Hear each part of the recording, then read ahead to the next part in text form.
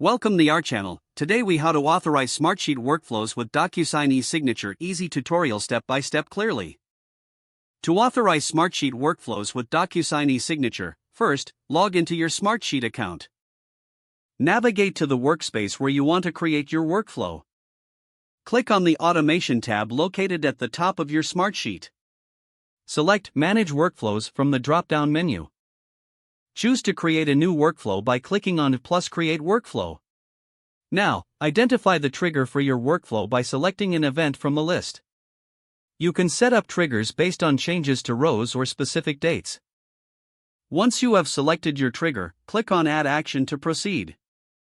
In the action options, find and select Send for approval. Choose DocuSign as your preferred e-signature tool. You will be prompted to log into your DocuSign account if you haven't done so already. After logging in, grant Smartsheet the necessary permissions to access your DocuSign account.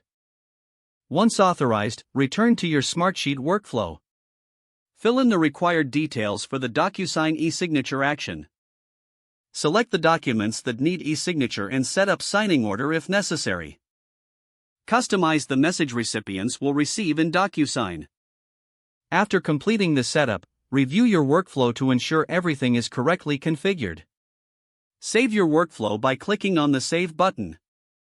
Now you can activate your workflow to start using DocuSign eSignature within Smartsheet. Test the workflow by triggering the event you previously set.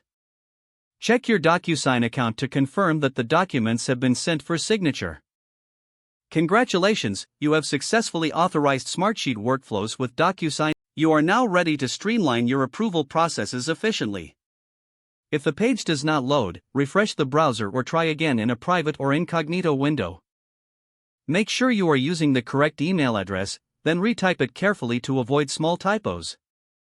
If your password is not accepted, use the reset option and create a new strong password you can remember. Check your spam folder for verification or security emails, then complete any requested confirmation steps. Enable two-factor authentication if available to improve account security and reduce unauthorized access risk. After signing in, review your profile details so your contact information and settings are accurate and current. If you see an error message, note it down and try again after restarting your device and internet connection. Don't forget to like this video and subscribe to our channel for more step-by-step tech guides.